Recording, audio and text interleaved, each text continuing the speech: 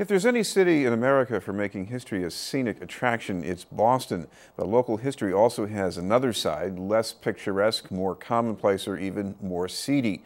Whether it's Scully Square, the elevated sections of the Orange Line, or even the Ratskeller in Kenmore Square, pieces of the dirty old town live on as memorabilia and images, whether made by professionals or preserved by pack rats. Thanks to the powers of Facebook and the efforts of our guest, some of these images have come to roost on a page called Dirty Old Boston. We'd like to welcome the creator of the page, Jim Botticelli. Thank you very much for being with us, Jim. My pleasure. What got you started on this? I know.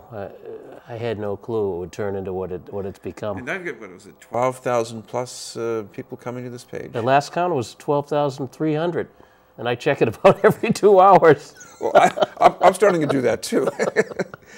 But when did you first get this idea? I'm going to put this up and show it to people. May I be honest? Yes.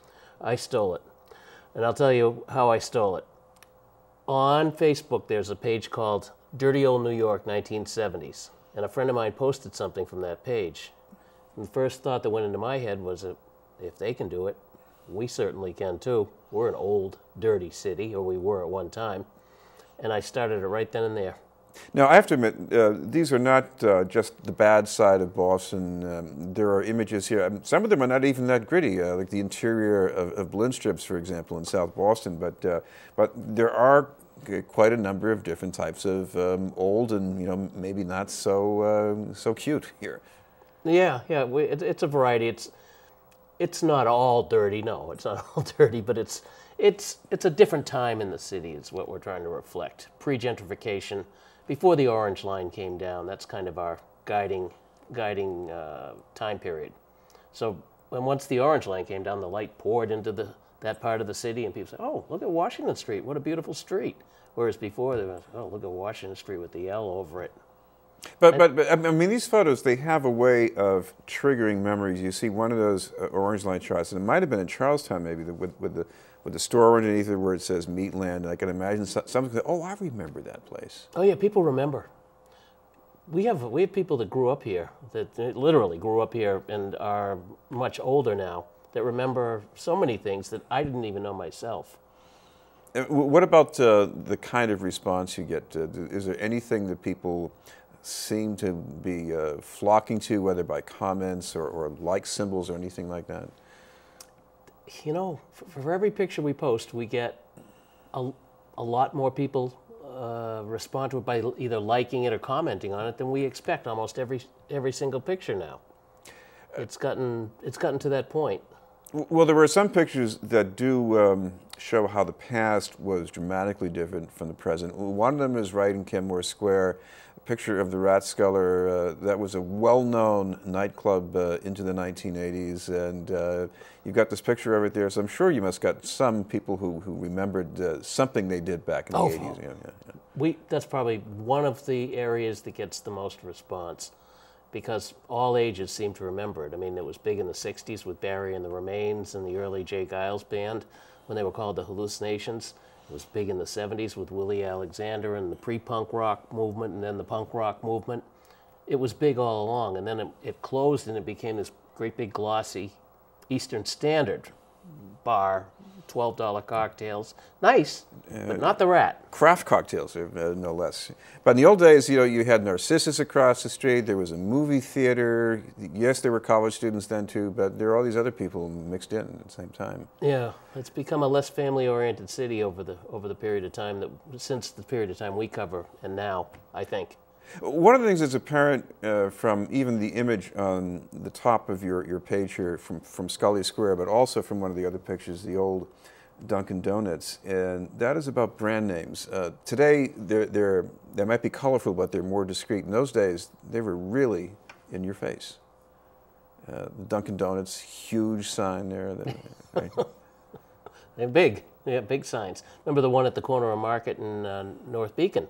Right. The big sign on the corner in there, Brighton, yeah, that's right. Which they took down probably a year or two ago, which I personally think they should have left it up. I mean, it looks nicer than the plastic ones they've got now.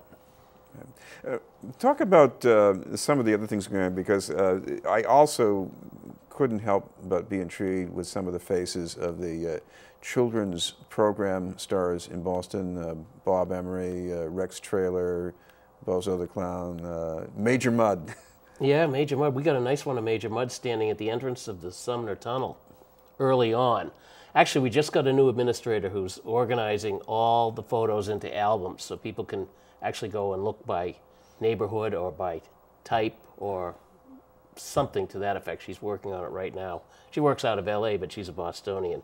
Right. Yeah. Now, some of these things you find on your own, some of them are just out there and you're just being the curator, but what about other people?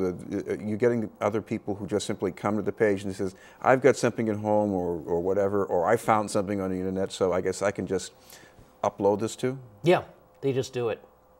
We've told them they were welcome to do, we've told everybody repeatedly that you're welcome to contribute to this page. This is, you know, in that sense, it's a joint project. Everybody that has an interest in the page is welcome to contribute to it. And we filter, but we don't filter too much. People get it. They get that we're not looking for proclamations or statues or history book interpretations of Boston, but we're looking for the grittier, you know, the stuff that gave Boston its personality, you know? Yeah, I mean, you've even got that form for, you know, if you want to hire Bozo the Clown to entertain your organization, this is what you've got. Yeah, someone dug that up. You never know what you're going to get. That's the thing. You never know what's going to come in. And so I spend easily an hour a day going through the pictures people send to us, taking them out, because the only people that can see it when they post it are their own Facebook friends. So an administrator from the page has to take it and then repost it again. Can you something again? No, post it again, so that everybody gets to see it. I guess one of the things you got to think of down the line here is that you've got people who have these subtopics they're interested in. So it occurred to me already, I could get lost in the site if somebody doesn't sort this out pretty soon. It's going to happen. It's happening right now. In fact, she just started last night. Her name is Donna Lethal. I don't know her real last name, but she was a big mover and shaker in the punk rock scene back in the day and has taken a strong interest. Well, another thing that has sprung from this, and I've seen this maybe more on Universal Hub, there is this debate now about whether we like the gentrified Boston or the pre-gentrified Boston. So did you think you were going to be getting into that? Yeah, that's kind of why we did it. Because there is a difference. It's hard to describe the difference. I mean, it's cleaner, it's more politically correct, but that's our society too. It's just a different place now than it was back when. Did you grow up in Boston? Oh yeah, absolutely. Yes, so yes, you know, you were there back in the day, and now you're here in this day, and you know how things have changed. You know, just to buy a house. Can you do it anymore? Right. You used to be able to get them for a song. Or if you're talking about neighborhood bars, I'm thinking especially Dorchester Avenue, the way things were in the 1970s, you know, all this brick and the small window with the neon, and now everything's big, you've got plants, and you've got nice food, and so it's a whole different world. Enough to make you sick, huh? No, I'm kidding. It's an interesting change. So if people want to check this out, want to submit anything, what's the best way for them to get around to doing that? Go on to Facebook. Up on the top, there's a little white square or rectangle. Just type in the word Dirty Old Boston. The page will come up. You can like it. Once you like it, you'll get every submission. And you might get so many you might want to hide us and look at your leisure. That's what we suggest to people who, hey, you're clogging my box. You're clogging my box. Okay, put us on hide. You know, look at us when you want. And they're welcome to submit. We'd love to see pictures people have out there. We know there are a lot of people with good picture collections. Well, one thing, we should have some advice, because there are some things, if you pull them out of your family's collection, you scan them yourself, no problem, but you might come across something that someone else has taken, and maybe there's a particular Attribution is definitely a challenge. Attribution's a challenge. We got into a little bit of a scrape with a Pulitzer Prize-winning photographer who complained that we were using his stuff without permission. Well-deserved complaint. We apologized to him. We said, we're only here for fun. We're not making any money on this. He was cool with it, but he had a good point. So we're careful to try to find where the picture came from more than we were at the beginning. And plus, if you know where it came from and you like it, it's good to say something about who did it and give them some credit. Absolutely. Right. Person deserves credit for their work. Great. Thank you very much for being with us. My pleasure. Thank you for having me.